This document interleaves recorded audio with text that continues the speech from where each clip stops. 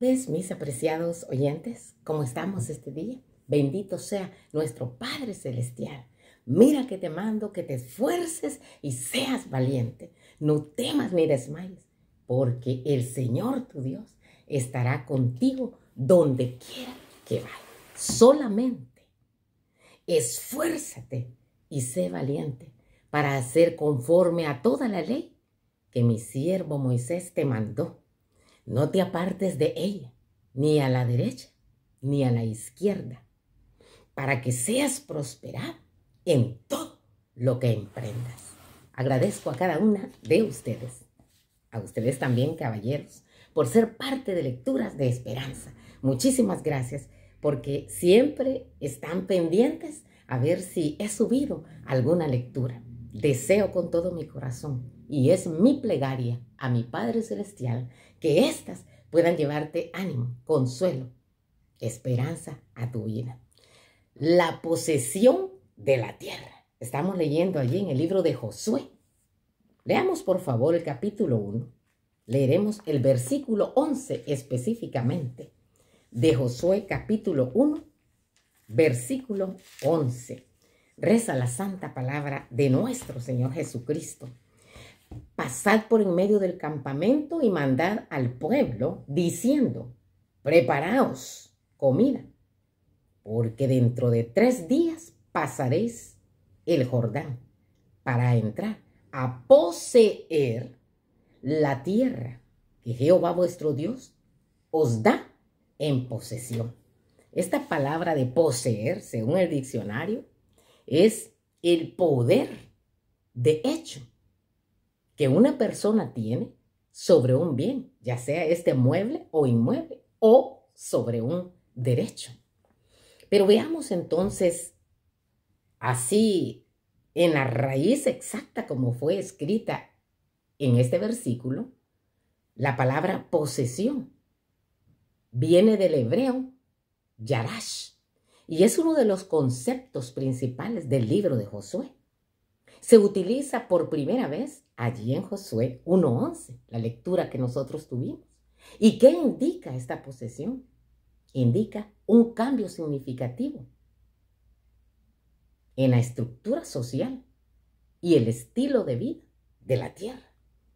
Cuando Israel es el sujeto del verbo, a menudo se asocia con el favor de Yahvé, implicando que el pueblo de Dios toma posesión de la tierra. ¿Por qué?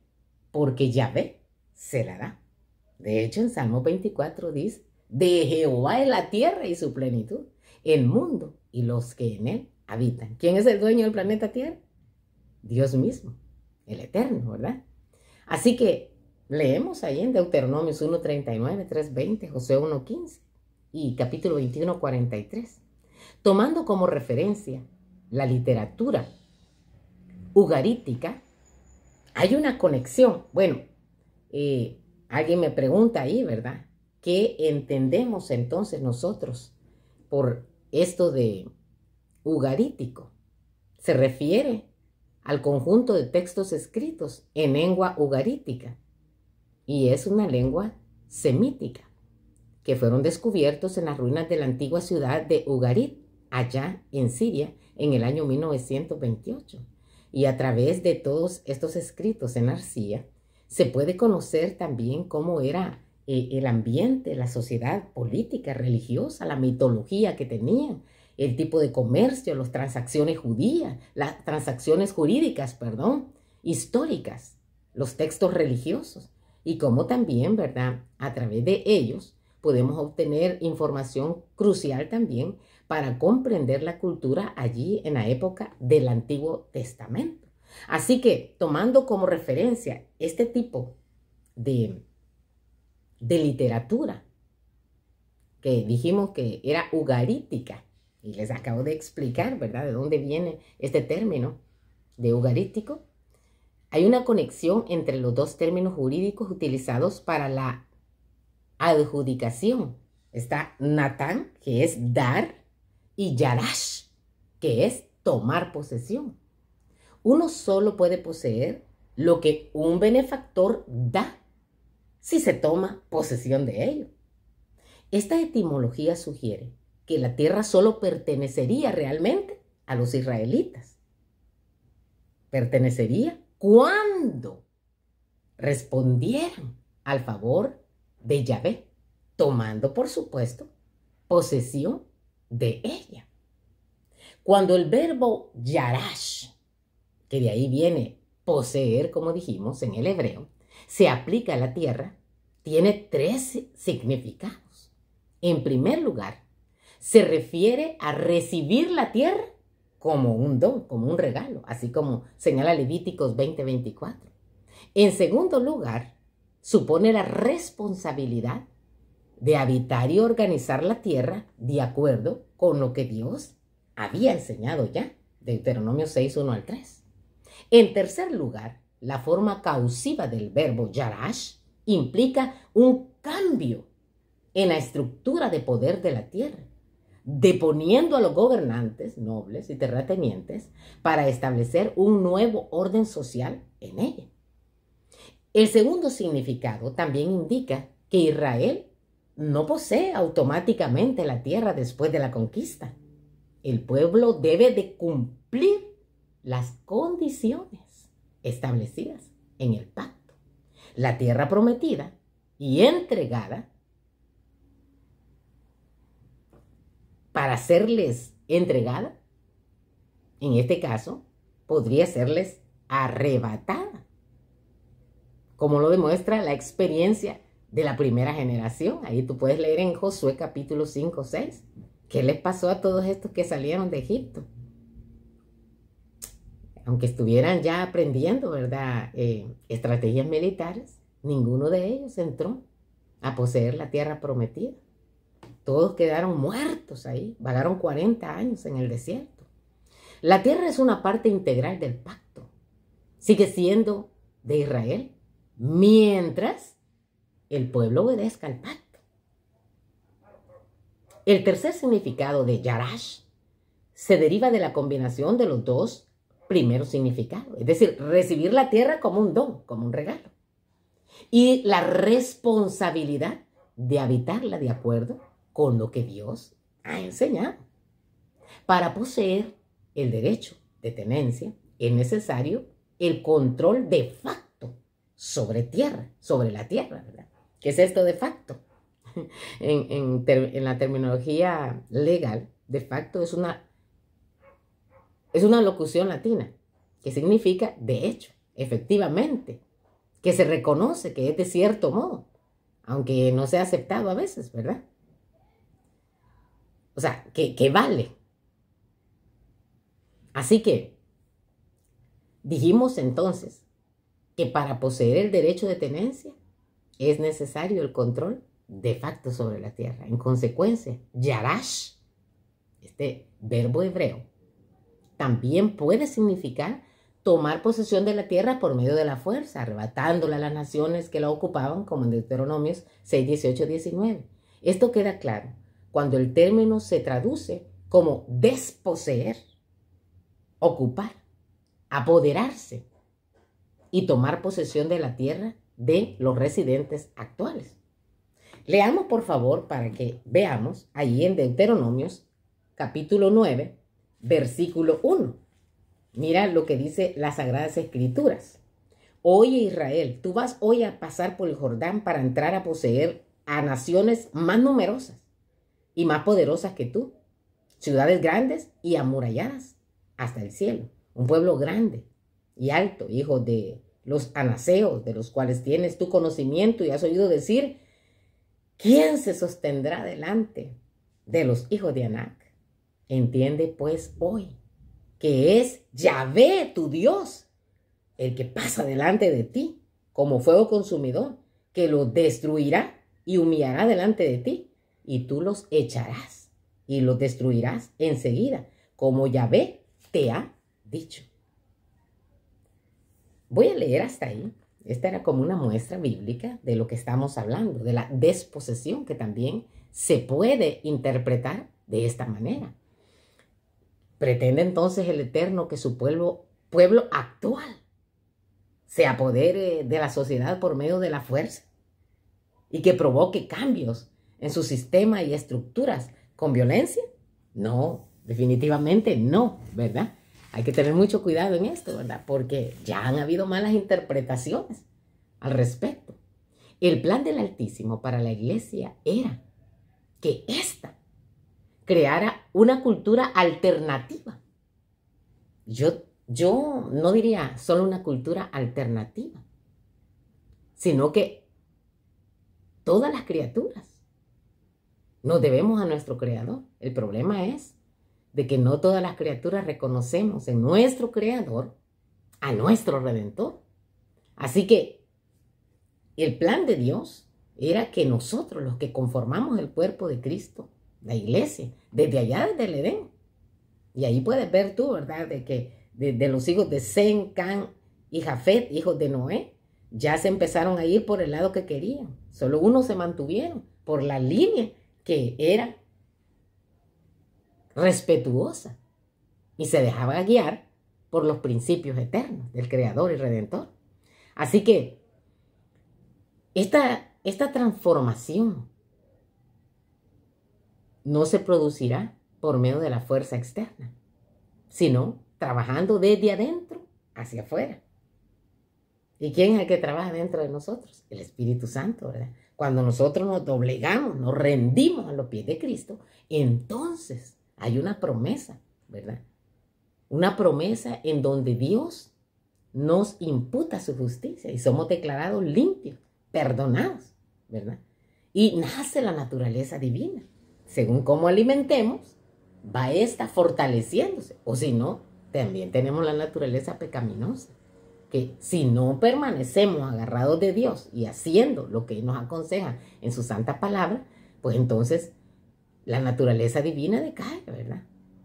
Pero es la transformación, no viene de afuera hacia adentro, sino de adentro hacia afuera. Y no es producida por nosotros mismos, no nos equivoquemos, porque eso sería como ser buena persona, buen ciudadano. No, viene por la obra de Dios, Espíritu Santo, en la vida del creyente. Alabado sea el Señor. Así que,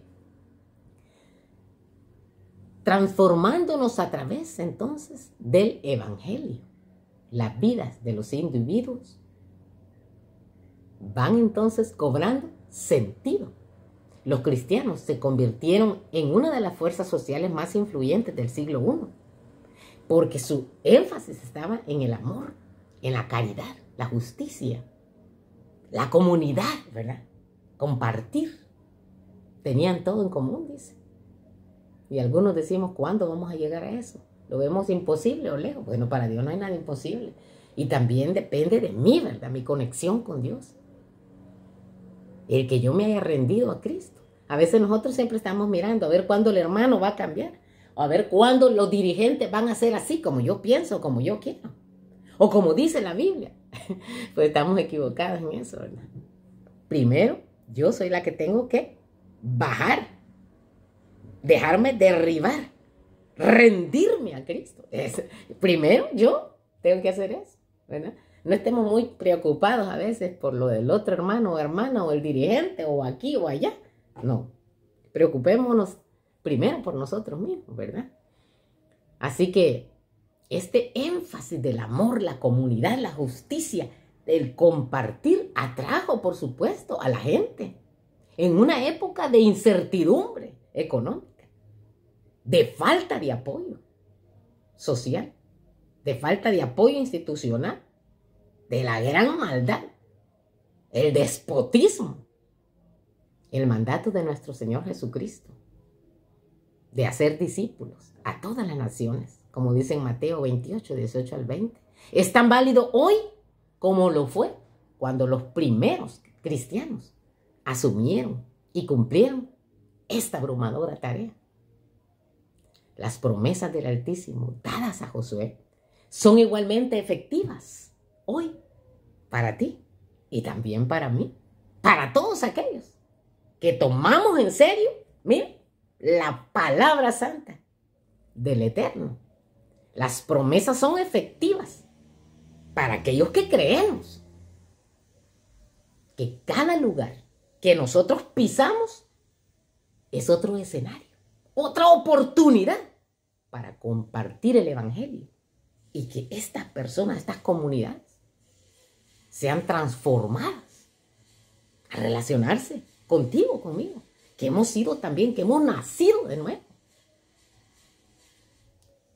Nuestro éxito hoy depende exactamente de lo mismo que en los días de Josué.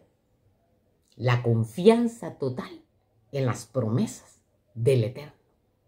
Una integración completa de su palabra en nuestra vida hoy. No es de estilo de vida de acuerdo a lo que dictan las personas o de acuerdo a cómo miden el éxito en este mundo. No, es un estilo de vida acorde a los parámetros divinos. O sea, no le podemos quitar. Y tú tal vez pensarás, bueno, esto está difícil. La verdad que lo bueno cuesta, ¿verdad? Y de hecho, nosotros únicamente tenemos que responder a ese amor inmensurable de Dios y rendirnos a Él. Él se va a encargar de darnos la victoria cada día, pero tenemos que rendirnos a Él cada día, ¿verdad? Aceptar esa unción del Espíritu Santo, que el Espíritu Santo nos posea, ¿verdad? Hay victoria en Cristo Jesús si nosotros así lo pedimos. Y Él está dispuesto, dice, más que cualquier padre a dar un bien o un regalo a su hijo. El cielo está dispuesto a darnos el Espíritu Santo si nosotros así lo requerimos, ¿verdad? Bendito sea el Señor. Qué bueno es saber que tenemos un Dios tan amante, que no solamente nos da una tarea, sino que mientras para realizarla nos capacita, nos infunde aliento, nos da poder. Bendito sea el Señor. Deberíamos entonces nosotros estar dispuestos a ser una influencia positiva de bien, transformadora, a través del poder de nuestro Señor Jesucristo, de salvación para nuestros semejantes. Dejémonos entonces poseer del Espíritu Santo para luchar, porque esto no es con espada ni con ejército, ¿verdad? Sino como dice la palabra del Señor, con su Santo Espíritu. Permanezcamos fieles a los preceptos del Eterno. Meditemos de día y de noche en ellos. Como dice ahí, ¿verdad? Déjame leértelo aquí mismo en Salmos, capítulo 1. Yo sé que este salmo muchos de ustedes se lo saben también, pero permítanme leer aquí exclusivamente. Bienaventurado, dice el varón. Aquí quiere decir la mujer también, ¿verdad? Que no anduvo en consejo de malos, ni estuvo en camino de pecadores, ni en silla de escarnecedores se ha sentado. Antes, dice, en la ley de Yahvé medita de día y de noche. Será como árbol, dice, plantado junto a corrientes de agua, que da su fruto a su tiempo y su hoja no cae. Y todo lo que hace prosperará, dice, ¿verdad? O sea, hay que deleitarnos en la ley del Señor. O sea, la ley no es un peso que tú tienes que andar soportando y decir, ay, es que para ser cristiano tengo que obedecer esto, tengo que obedecer lo otro, y tengo que así, tengo que no hacer y que... Bueno, cuando nos deleitamos en el Señor, créeme que solo vamos a ver ventajas en realidad en los principios de nuestro Señor Jesucristo. Pero cuando no hay deleite en hacer la voluntad del Señor, por supuesto, vamos a sentir una gran carga, ¿verdad? Un gran peso. Pero las cargas y los pesos dejémoselos a nuestro Señor Jesucristo, que Él cumplió la ley por nosotros para enseñarnos que todo aquel que permanece en Cristo, Dios le da la victoria para vivir un día a la vez, agradando al Padre. Porque, ¿cómo voy a agradar yo a mi Señor? Pues el mismo Señor dice, ¿verdad? Que quienes hacen la voluntad de Dios son los que le agradan. ¿Y cuál es la voluntad del Señor? Que nosotros, ya una vez viniendo a las aguas del bautismo, una vez aceptando a Jesús como nuestro único y suficiente Salvador, ya caminamos con otro estilo. Ya vivimos de otra manera. Digo, vivimos aquí en el planeta Tierra, pero hay otros principios más elevados que las mismas leyes de los seres humanos acá, ¿verdad? Bendito sea el Señor, gloria a Dios. Así que adheramos a Jesucristo para que vivamos sus principios en la vida diaria, Dios nos ha asegurado de antemano su presencia y apoyo. Tengamos ánimo, valor, coraje, porque Dios no nos ha dado un espíritu de cobardía, dice la palabra del Señor en 2 Timoteo. No recuerdo bien, pero es Pablo hablando a Timoteo. Confiemos en Él, porque Dios nos ha dado un espíritu de poder, dice. Él producirá en nosotros, en ti y en mí, el querer como el hacer por su santa voluntad. El Evangelio, buenas nuevas de salvación, buena nueva de su gracia, por medio de la cual el ser humano puede ser liberado de la condenación del pecado y capacitado para obedecer. El Evangelio señala al código moral como regla de la nueva vida en Cristo Jesús, mostrando al pecador arrepentido el perdón y también la paz. Gloria a nuestro Señor. Y allí vemos, ¿verdad?, el apóstol Pablo escribiendo a los romanos en el capítulo 3:31. Luego por la fe invalidamos la ley en ninguna manera, sino que confirmamos la ley, es decir, la corroboramos, la ratificamos. Y Romanos 7:12, la ley a la verdad es santa y el mandamiento santo, justo y bueno. Bendito sea nuestro Señor Jesucristo. Los dones de su gracia mediante nuestro Señor Jesús son gratuitos para todos. Es un don, ¿verdad? Ya los posees tú. Gloria al Señor. No hay elección excepto la propia, por la cual alguien haya de perecer. Dios ha expuesto en su palabra las condiciones de acuerdo con las cuales se elegirá a cada alma para la vida eterna, la obediencia a sus principios eternos. Y esto mediante la fe en Cristo Jesús. Alabado sea el Señor. El que cree en el Hijo tiene la vida eterna, mas el que no cree en Él, el que es incrédulo al Hijo, ¿qué es lo que pasa? No verá la vida, dice San Juan 3:36. Y no todo el que me dice Señor, Señor, entrará en el reino de los cielos, mas el que hiciere la voluntad de mi Padre, dice Mateo 7:21, que está en los cielos, es el que va a entrar al reino de los cielos. Y aquí, ¿verdad? Y en Apocalipsis 22:14 se declara: bienaventurados los que guardan los mandamientos, para que su potencia sea en el árbol de la vida y que entren por las puertas en la ciudad, dice. Mira, bendito sea el Señor. Quiera que busquemos entonces nosotros con temor y temblor la salvación. Peleemos la buena batalla de la fe. Velemos en oración. Escudriñemos las santas escrituras. Huyamos de la tentación, pues si no se puede, como José. O andamos ahí atrás de ella. No, pues si no has podido vencer, pues huye, corre. No importa que se burlen de ti. Yo a veces le digo así le decía yo a mis hijitos: mira, hijitos, si en cierta situación te encuentras que tú no lo estabas buscando, pero hay una situación que no logras controlar, corre, y eso no importa que te digan aquí y allá, les digo yo. Bueno, hermanos y hermanas, cada uno conocemos nuestra situación, nuestras debilidades, y Dios se compadece de nosotros, nos comprende. Pero cuando nosotros nos doblegamos a Él y nos rendimos a Él, Él nos capacita. Y si no, pues demos la huida, aunque no se puede andar huyendo siempre, ¿verdad? Dios nos da su poder porque en Él tenemos victoria. Lo creemos. Bendito sea el Señor. Así que perseveremos en la fe. Obedezcamos la palabra del Señor que sale de la boca de Dios. Las medidas tomadas para la redención se ofrecen gratuitamente a todas y todos. Pero los resultados, esto que estoy leyendo en este momento, está en la obra titulada Historia de los Patriarcas y Profetas, páginas 207 y 208. Las medidas tomadas para la redención se ofrecen gratuitamente, porque de tal manera amó Dios al mundo que dio a su Hijo único, para que toda aquella que en Él crea no se pierda, mas tenga vida eterna. Pero los resultados de la redención serán únicamente para los que hayan cumplido las condiciones. Las condiciones están dadas en las Sagradas Escrituras. El Evangelio de Dios ¿Hizo algo por ti? Por supuesto, de eso se trata. No me avergüenzo del evangelio, dice Pablo en Romanos 1, 16 y 17. ¿Por qué? Porque es poder de Dios para salvar a todo el que cree.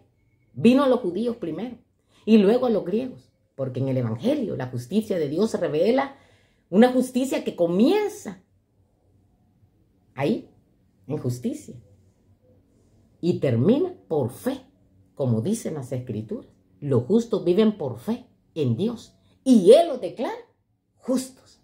Bendito sea nuestro Señor Jesucristo. El consejo, el mismo que se le dio a Josué: no te apartes, ¿verdad? Para que tú puedas ser valiente y esforzado. Haz conforme a toda la ley. Yo no voy a decir ahorita conforme a toda la ley de Moisés. Yo voy a decir ahorita conforme a los principios eternos del Creador del universo, de mi Redentor. Ahora, si tu Redentor no es el mismo Dios mío, pues entonces no le hagas caso a los principios de Dios. Pero si tu Redentor es el mismo Redentor mío y el mismo que crees que es tu Creador, pongamos atención entonces. No te apartes de ella, ni a derecha ni a izquierda, para que seas prosperado en todo lo que emprendas. Quizá aquí pueda que en algún momento diga, bueno, yo soy cristiano y cristiana, pero no salgo de nada. Ten cuidado con ello, porque el éxito en el cielo no se mide como se define aquí en el planeta Tierra. La fórmula del éxito depende en mantenernos adheridos a Cristo Jesús. Y Él nos da la victoria para hacer su voluntad santa. Para que tanto el deseo como la práctica sean una realidad en nuestra vida diaria. La paz de Cristo quede con cada uno de nosotros. Te invito a una próxima lectura de esperanza, si el Eterno así lo permite. Amén.